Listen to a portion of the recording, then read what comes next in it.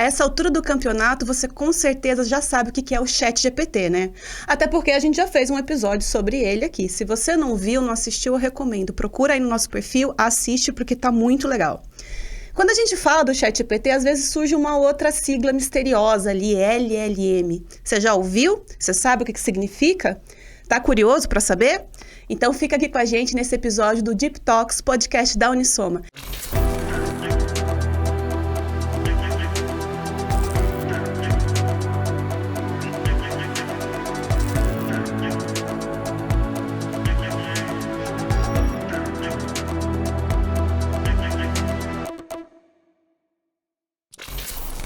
Eu sou Mônica Quashi, cientista de dados.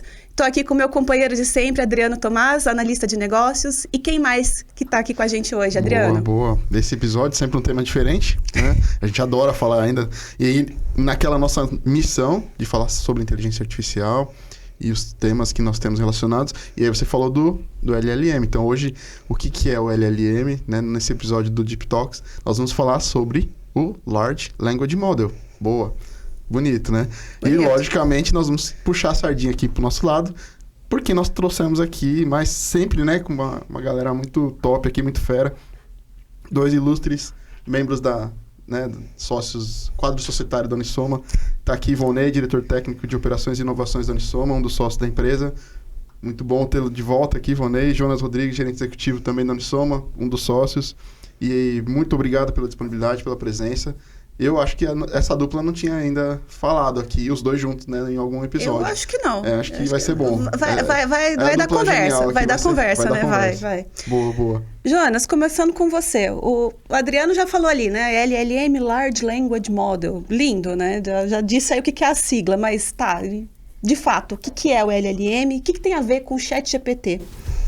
O ChatGPT é a aplicação de um LLM, né? O Adriano ali já deu um spoiler e era a única coisa que eu ia falar, Adriano. Não vou inventar outras, tá? Mas pode traduzir, O LLM é Large Language Model, que é um modelo grande de linguagem, né?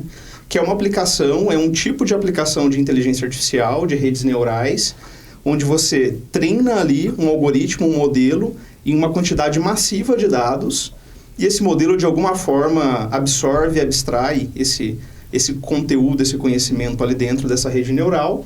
E aí a gente tem uma ferramenta, uma caixinha preta, em que a gente pode interagir textualmente com ele para fazer as coisas, né?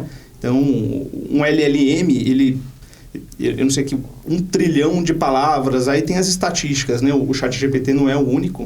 O ChatGPT é uma aplicação, atrás do ChatGPT tem um modelo, que é o GPT, tem o GPT-4, tem o 3.5, tem o GPT-3, são modelos diferentes. E tem concorrentes, que tem o Llama 2, que vazou, o Facebook lançou. Então, existem vários desses modelos. O ChatGPT é o que, no marketing, enfim, começou a hype ali no fim do ano passado.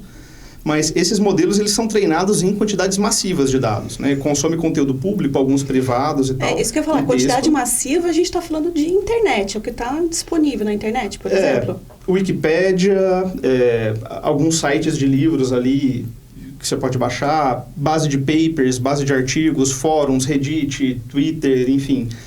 Quaisquer bases que a galera consegue colocar à mão, processar, organizar esse conteúdo numa forma ali que é válida para treinar esses modelos. E esses modelos são treinados nessas bases massivas e ele incorpora ali esse conhecimento e a gente interage com esse modelo de forma textual, porque ele é um modelo que ele aprende a raciocinar, entre aspas, com base em texto, né? Então, um modelo cru desse, eu comecei a falar dos vários concorrentes, porque se você entra na internet, tem lá os parâmetros, né? O ChatGPT com não sei quantos bilhões de parâmetros foi treinado em não sei quantas, 1 trilhão e tanto de palavras. 1 trilhão de palavras é conteúdo para dedéu, né? Você pega o Llama, que é um modelo concorrente, do GPT, porque ele é free, você baixa lá o arquivinho do modelo, ele tem 4 GB. Certamente a quantidade de conteúdo que foi usada para treinar e gerar esse modelinho de 4 GB ali é infinitamente maior. Então ele condensa esse conhecimento ali e aprende, e a gente interage com ele através de texto, né? Então, essas bibliotecas, elas se assemelham muito do que a gente já fazia em processamento de linguagem natural, mas eu estou imaginando aqui, porque a gente tinha também, né, o corpus, que traduzia todo esse conteúdo de palavras e tudo mais para dentro de um modelo. Tinha até aqueles modelos vetoriais e tudo mais. Mas agora, esse além, né? Essa questão desse modelo, os LLMs, eles estão indo além daquilo, das bibliotecas antigas que a gente... Antigas agora, porque virou muito antiga, né? No ano passado é muito antigo. As bibliotecas que nós tínhamos para fazer o processamento de linguagem natural. Sim, o processamento de linguagem natural é uma das áreas da inteligência artificial que existe há muito tempo, né? A pesquisa ali volta a décadas atrás. O LLM é um tipo de processamento de linguagem natural, né? Só que a inovação, ou enfim, a arquitetura que permitiu essa classe de algoritmos, ela surgiu em 2017. Então, que é a arquitetura de Transformers. Eu não sou tão familiar assim com a área, mas como entusiasta ali, generalista e de que usa as ferramentas geradas, né? Mas se você digitar no Google aí, timeline dos LLMs, você tem um paper em 2017, falando da arquitetura de Transformers. 2018, um ou outro. 2019 começa... 2020, 21, 22, a quantidade de papers, artigos, modelos, variações, competições é absurda. E com o lançamento na mídia do ChatGPT no fim do ano passado, em 2023, é absurdo quanto a área evoluiu num espaço tão curto de tempo.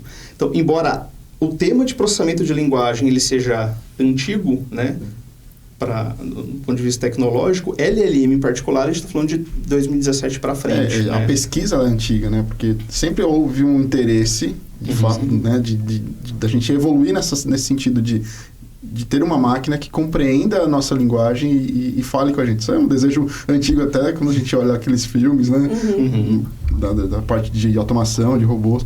E aí, a pergunta que eu faço, aproveitando o gancho, ok, legal, isso já está há muito tempo sendo investigado e tal.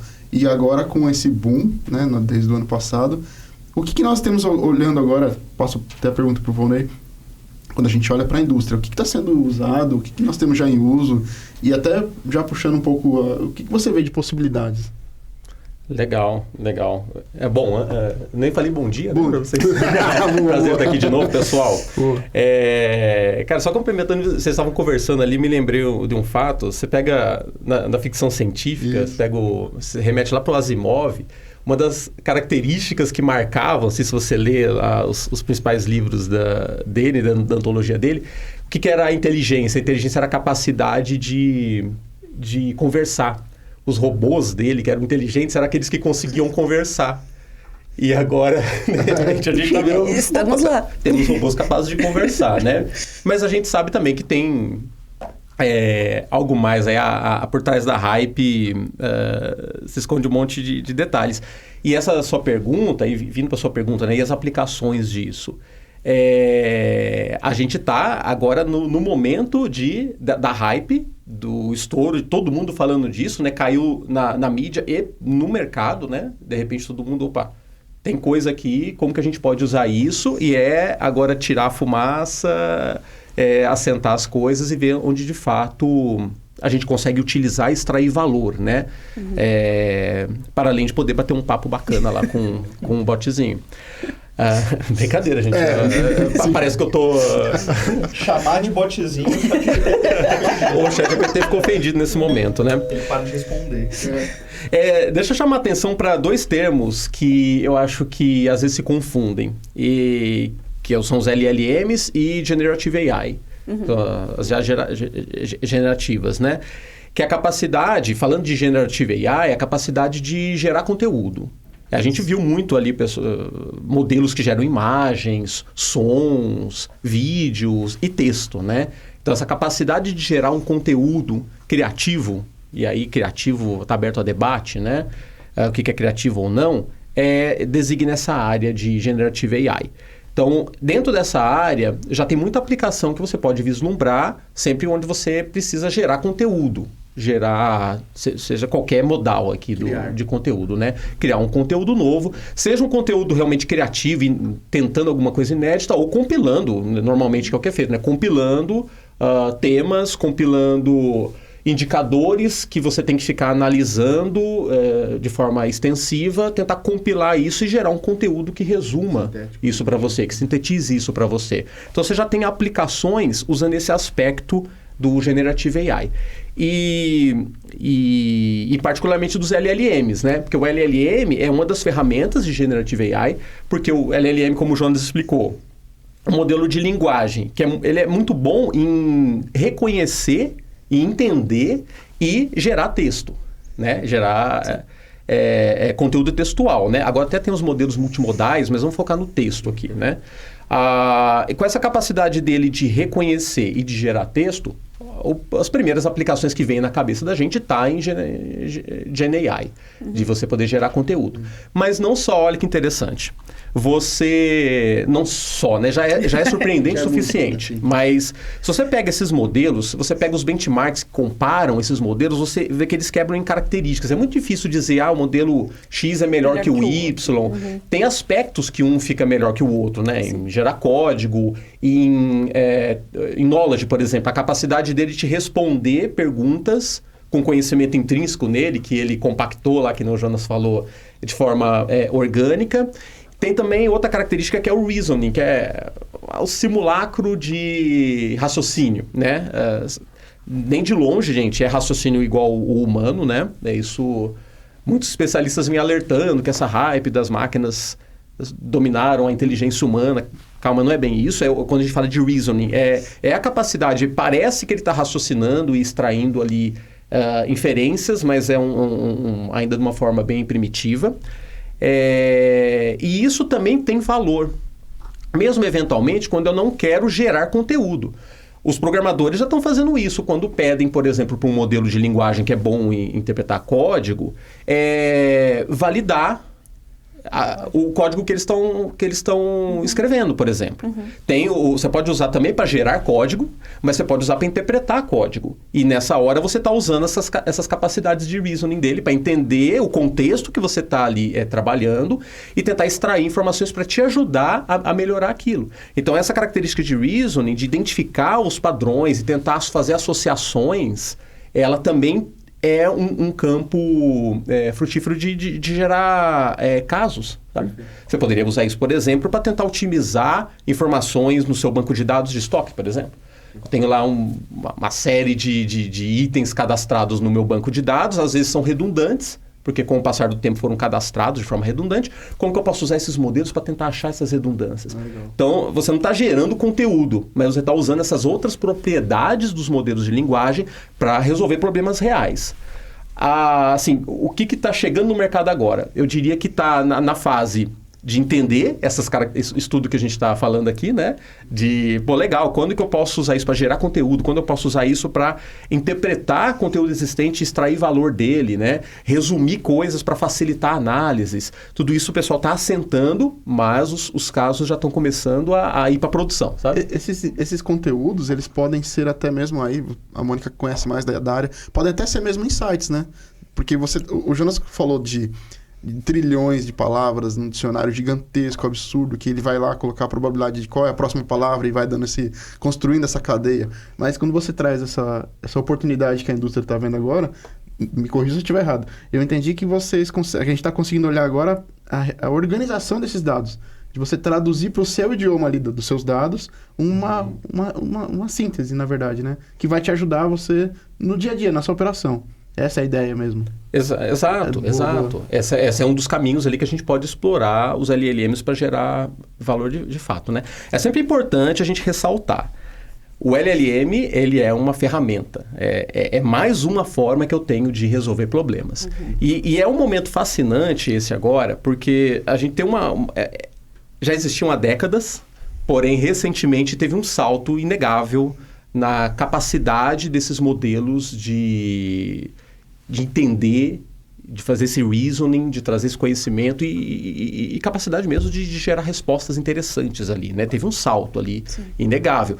Não só por conta da arquitetura, que é do artigo lá que o Jonas mencionou de 2017, que é o Jeremy Howard, alguma coisa assim.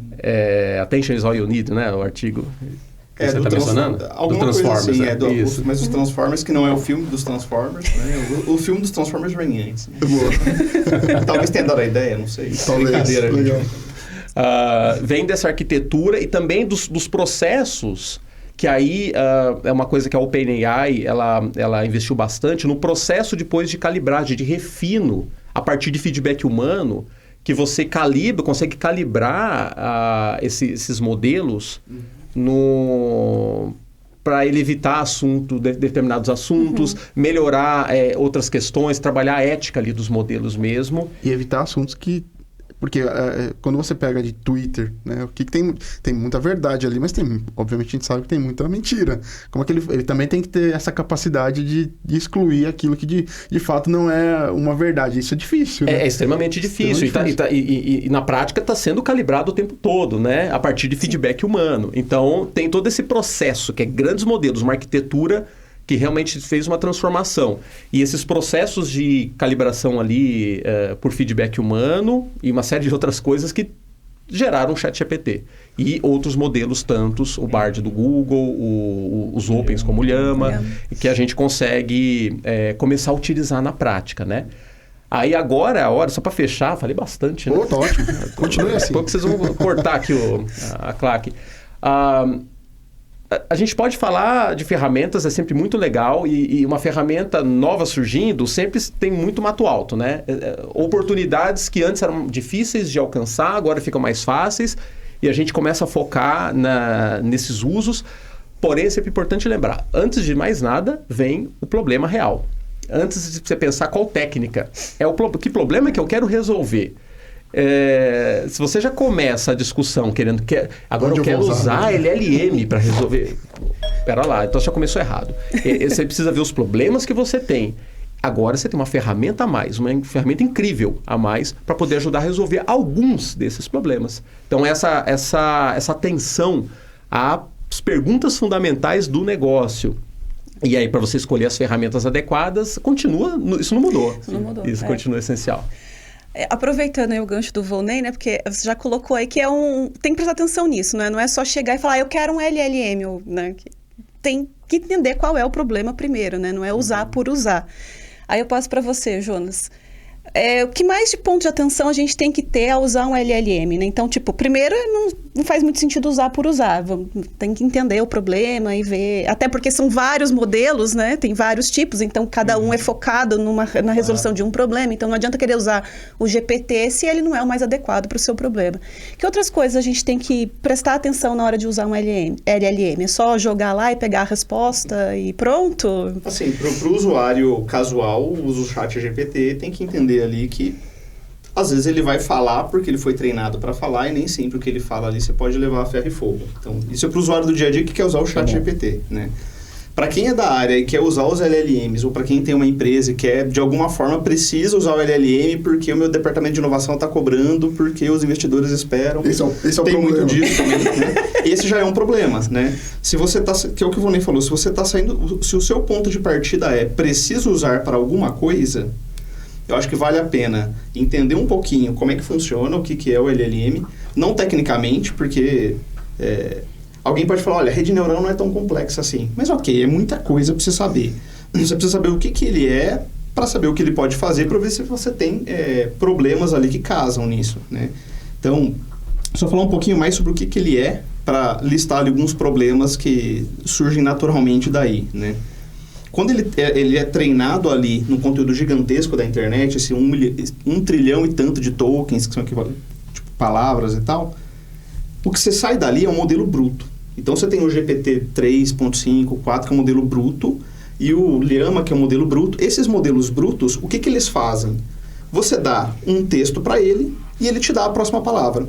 E aí você fala, me dá a próxima, então ele é autorregressivo, ele vai te dando sempre a próxima. O modelo bruto não conversa com você, ele foi treinado na massa bruta. Esse modelo bruto, ele precisa ser especializado para algumas aplicações, né? Uma forma de especializar ele é para chat. Então você expõe ele, que é o Instruction Tuning, alguma coisa assim. Então você expõe ele a perguntas e respostas. Então você pega esse bruto e foca ele para ser bom em ter chat. Se você for buscar o Llama, tem lá o Llama Chat, que é o Llama bruto que foi especificado para chat. Você pode começar a expor ele a código-fonte para preencher pedaço. Você especializa ele para ser melhor em interpretar código e te ajudar com codificação, né? Tem uma versão do Llama que é focada e foi treinada adicionalmente com Python para ser bom em te ajudar em Python. Então, o primeiro ponto é esse, não é o LLM. Existem vários LLMs e tem o bruto e tem o refinado, o tunned, o tunado, né? O tunado pode ser generalista, como o ChatGPT-4, que ele é generalista e bom, inclusive, para código e várias coisas, porque propriedade da OpenAI. Ou você pode pegar um Llama bruto e você querer, internamente, com dados seus e tal, seguir um processo de especializar ele para o teu negócio. É importante saber disso por quê? Porque, cara, você não vai baixar da internet e usar ele para tudo, né? Então, talvez ele não consiga, né? O que a gente tem que levar em conta também? Ele raciocina? Não raciocina da forma que a gente pensa ali, né? De que ele segue raciocínio lógico, igual programação, if tal coisa, else. Tem até um exemplo legal que eu vi num vídeo aí desse Jeremy Howard, que é o cara do paper dos Transformers. Aquele exemplinho besta lá, aquele desafio lógico, né? Tem uma raposa, uma cabeça de alface, um gato de um lado do rio tem que chegar do outro lado. Uma cabra. Aí você tem que passar 2 por vez no bote, mas se você deixa o lobo com a cabra... Isso daí está extensivamente na internet de várias formas distintas e tal. E aí, um dos prompts que colocaram no ChatGPT foi esse mesmo problema, só que o lobo comia o alface, ele era vegetariano e não sei o que lá. O ChatGPT, com uma confiança altíssima, deu a resposta errada. Olha, leva primeiro a cabra, não sei o que, deixa o lobo com o alface. Bom. E aí ele vai falando assim, olha, aí é legal esse vídeo aí, ele tenta corrigir, né? Tipo, olha... você está enganado, porque o lobo é vegetariano. Aí o ChatGPT, verdade, desculpa, estou enganado, segue aqui a solução correta. E vem pior. Então, assim, e ele não consegue ir falando ali e tal. Por quê? Porque o ChatGPT, ele não faz um raciocínio lógico no sentido que a gente imagina, né? Ele não tem um prologue lá dentro, uma linguagem de programação. Uhum. Como ele é treinado em conteúdo gigantesco e a expressão humana é através da fala, do texto e tal. Isso daí a gente se expressa em texto há milhares de anos, né? A gente tem o conteúdo humano em texto e ele é treinado em cima disso, né? Mas se você muda um pouco o racional e ele não foi exposto a essa situação, ele não saca. E aí, o que ele teve que fazer? Ele deletou toda a conversa e ele começou uma outra conversa. Olha, às vezes... as pessoas pregam pegadinha na gente. Por exemplo, te dá um desafio, não sei quem, não sei... Ele teve que inventar toda uma história, todo um contexto, um baita de um trabalho para conseguir passar o contexto adequado para o ChatGPT para ele dar a resposta. O que isso diz para a gente? Que ele não raciocina logicamente. O reasoning que ele traz ali, que o Volney comentou, é porque você coloca tanto dado ali e a arquitetura da rede neural é feita para isso, que emerge algumas propriedades ali dentro, mas não é lógica no sentido programático. É uma propriedade emergente. É um padrão que se repete, né? Tantas vezes que ele considera. Mas também assim, não é um padrão do tipo A igual a B e tal. Sim. É que ele vai cruzando. Então, por exemplo, você pergunta em português e fala para ele responder em inglês. Você começa a conversar com ele ali, ó. Você pergunta em português, ele responde, você escreve em inglês... A linguagem meio que parece não fazer tanta diferença assim, né? Porque ele meio que abstrai os conceitos e tal. Então, esse é um outro ponto de atenção, né? Não leva muito a ferro e fogo. Se você especializou ele ali em cima de base de dados e coisa do tipo, talvez ele tenha uma acurácia e as respostas dele sejam absurdamente válidas naquele domínio, porque você fez o LLM tunado para aquilo, né? E você tem a confiança. Também não dá para esperar milagre, né? É esse o ponto. Essa construção, Jonas... Você falou bem o negócio, né? Porque assim, a gente tinha lá os 1 trilhão de palavras, todos os tokens guardadinhos, bonitinhos, e estava aqui. Uhum. Aí quando você fala que o ChatGPT ele começa a se especializar, porque nós, como usuários, e aí quanto mais usuários, mais perguntas e mais respostas, e essa interação vai fazendo com que o modelo fique um pouco mais inteligente no sentido de ganhar contexto, certo? É essa a ideia, de quanto mais você usa, mais você... faz ele... a gente usando ele não reaprende porque ele já está treinado, né? Como que é o feedback? Como que ele pega esse conteúdo? Como que ele cresce o conteúdo dele? O processo é no processo de treino, onde a rede neural está aberta, entre aspas, aí para você calibrar ali os parâmetros dela, você expõe ele a um conteúdo e ao conteúdo esperado. Essa é uma das formas de treinar, né? Aí os pesos vão sendo calibrados. Uma outra forma é você colocar perguntas para ele e ele emite uma resposta e um ser humano dá um feedback, se ficou legal ou não ficou. Que nem aquelas traduções que do Google, né? Você tá boa a tradução, num modo mais simples, né? Então, assim, existem N formas de você fazer essa relação com ele, de você dar um input, ou avaliar a qualidade do output, ou então você dar vários exemplos, mas isso é na etapa de treino, né? Para quando a gente vai usar, a gente tem que fazer o prompt, que é escrever um texto ali, passando o contexto adequado para que esse texto exposto a esse LLM gere o conteúdo da sequência. Então, não é muito diferente conceitualmente do modelo de previsão, né? Cara, você treinou o modelo, tá lá. Isso. Agora você dá para ele uma situação, ele te dá uma previsão. Uma resposta. O LLM faz isso. O treino é para calibrar os pesos para que o que ele cospe ali seja... Então, assim, às vezes dá a impressão que a gente está convencendo uma pessoa mesmo e tal, e ela está raciocinando. Gente, não é isso na real, tá? E tanto que o modelo bruto não refinado, como o Volney falou, eu baixei o Llama Uncensored lá da internet. Ontem, estava brincando com ele. Você faz perguntas impróprias. Como é que eu faço para produzir a substância química proibida tal, para envenenar alguém? Se você faz isso pro chat GPT, além dele te dar um sermão e te fazer se sentir mal por estar perguntando isso, ele não te responde, né? Esse Llama Uncensored, né, responde, né? E sem cerimônias, né? Para dizer que o modelo em si, né, cara, é uma caixa preta poderosa ali em processar texto, mas o uso efetivo dele, você precisa refinar, garantir que ele é seguro, né? Você vai deixar seu filho conversando com o Llama Uncensored? Tá bom, né? Fica a dica aqui, né? Perguntou do risco, esse é um. Adriano, você estava perguntando, né, da interação que a gente tem com o ChatGPT e como é que isso funciona, né, no retreino, se vai melhorando e tal. O que, segundo o próprio ChatGPT, essas interações que a gente tem, isso daí vai sendo guardado e numa próxima etapa de treino, para uma próxima versão, a gente está no GPT-4, para uma próxima versão, essas interações vão ser usadas, entendeu? Entendi. Eles vão refinando, sim. mas não está acontecendo no momento, digamos. Não é o que... exato, não é ali, não é em tempo real, mas isso vai ser usado. Sim, vai ser usado. No tempo real, o que você pode fazer é, à medida que você vai interagindo no chat, o histórico daquela conversa vai ficando e toda vez que você faz uma pergunta, ele manda de volta todo o contexto anterior também. Então, pelo menos tem um limite da janela que ele pega, mas aquela conversa, você vai construindo o contexto. Se você cria uma aba nova do chat, ele reseta o contexto. Ele começa porque também, se ele começou a alucinar, falar coisa e tal, é difícil você convencer ele para voltar para a racionalidade. O contexto está construído então, ali. aí você abre uma outra aba e começa o chat do zero. Né? E aí é um contexto só seu, né? O que você fez aí na sua máquina, se eu fizer, vai vir outras coisas, entendeu? Ele não tem acesso ao que você fez para me dar uma resposta. Legal, mas aí ele entendeu? guardou o seu, guardou o meu, comparou, fez todo esse treino, viu, entendeu ali que... Quando for ter um treino de novo, ele vai olhar isso. Exato. Quando for retreinar. É isso. Muito bom. Ô, Volney, fala um pouquinho agora, vamos puxar um negócio pro nosso lado aqui e Unisoma, né? Como é que a gente está se posicionando, né, em relação ao uso desses modelos? O que está surgindo aqui de inovação? Conta um pouquinho mais pra gente.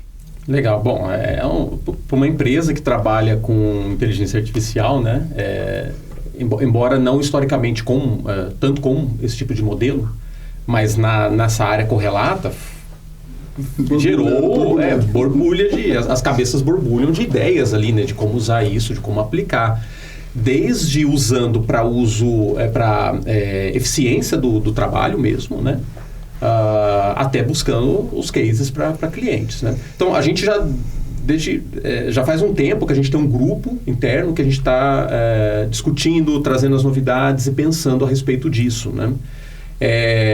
A gente está saindo da fase de P&Ds, ou seja, a gente exercitando esses modelos ali, ideias de como que isso poderia ser aplicado na prática, para começar agora a ir para a fase mesmo de aplicar isso em clientes, né? Então a gente já está conversando com alguns clientes para a gente poder aplicar esses P&Ds na prática. E eles estão demandando? O cliente está exigindo no bom sentido de, poxa, precisamos evoluir algumas ferramentas? Eles têm também essa preocupação? Olha, é interessante essa pergunta. Existem algumas áreas onde dá um match muito bom, sabe? Porque, de novo, LLM é uma máquina muito boa de entender e de produzir texto. Então, se você tem problemas na sua área que envolvem interpretação de texto e geração de texto... Eu tenho. Exatamente. Eu sei que você tem. E a área educacional, né, que é uma área que você trabalha bastante, é muito isso, né? para análise curricular, para correção de prova, curadoria de conteúdo, feedback de trabalho, processar reclamação de aluno em mídia social, né? Monitorar, tirar dúvidas sobre conteúdo, aí vai longe, né? Eu já conversei com empresas da área que estão já produtizando modelos para correção de teste, por exemplo. Então, que conseguem avaliar testes que os alunos fazem e dar um feedback personalizado, dizendo onde que ele poderia ter feito melhor, respondido melhor ou pior. Então, o pessoal também já está saindo da fase de POC, de prova de conceito, de teste, para começar a querer produtizar isso para acelerar e aprimorar esse mecanismo, sabe? Então, tem algumas áreas onde encaixou como uma luva. Para outras, mais hard ali, onde os números dominam mais, aí você ainda está numa fase, nossa, tem coisa ali, dá para extrair valor e buscando quais são as dores que agora eu consigo resolver, né? Então, a gente falou algumas ali de otimização, de cadastros, análise, resumo de indicadores para ajudar a detectar problemas com mais facilidade, olhar para os meus dados, as minhas estruturas de dados, tentar extrair insights, extrair formas. Gerar relatório automaticamente.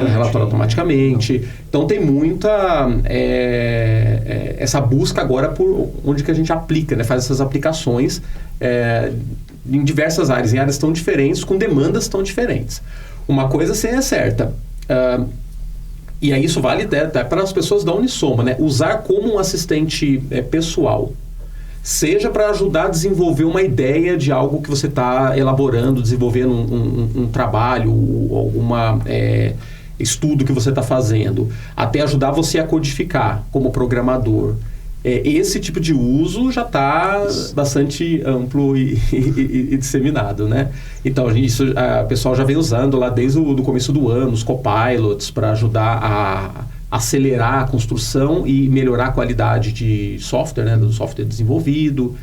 Então, o próprio ChatGPT, que, só fazendo um parênteses aqui, né, existiu algo que a OpenAI conseguiu criar que realmente chama atenção. Apesar de ter vários concorrentes, a gente está falando do ChatGPT aqui hoje e não do Bard, não do Llama, né? A gente trouxe isso para a mesa, mas primeiro a gente pensa no ChatGPT. E não é à toa, é aquele tipo de inovação que de tempos em tempos aparece. Inovação nunca é a ideia que surgiu do nada, do vácuo. É sempre algo que vem construído a partir de conhecimento que já existia. Foi assim com o iPhone, foi assim com o iPad lá atrás, quando a Apple lançou aquilo, baseado em tecnologias que já existiam, mas consolidadas numa forma em que gerou a disseminação no mercado. A palavra é acessibilidade, né? Alguém que não manja nada de tecnologia consegue usar o ChatGPT. Isso foi uma revolução. Há quem questione se eles estavam prontos para isso. Tem a questão do alinhamento, né? Que a gente estava falando, o Jonas mencionou aqui modelos que são capazes de responder sem censura. Isso é muito perigoso de lançar de forma pública e ampla. Então, eles são criticados por isso. Mas eles têm lá uma preocupação com o alignment, que se fala, que é fazer os modelos resolver os problemas de forma alinhada com os objetivos dos seres humanos, né?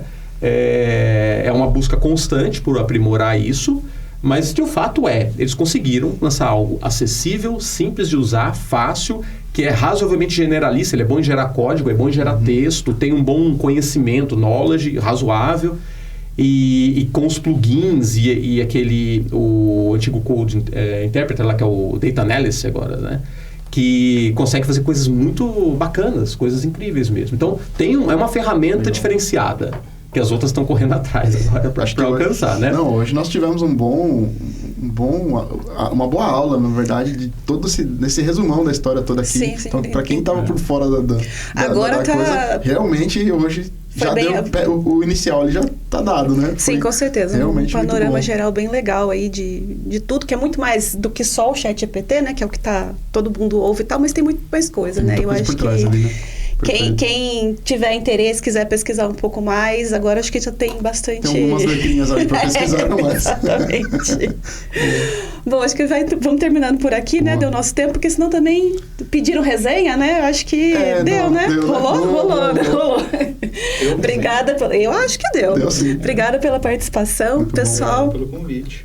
Pessoal que tá aí assistindo a gente, já sabe, deixa aí seu comentário, sua sugestão, enfim, tá gostando, não tá gostando, o que você gostaria de ver mais aqui, quer saber mais de LLM, manda pergunta aí que a gente monta outro episódio, traz mais gente aqui, você sabe onde encontrar a gente aí. Quem tá no YouTube é só deixar aqui na caixinha de comentário mesmo, deixa seu like, se inscreve no canal, etc.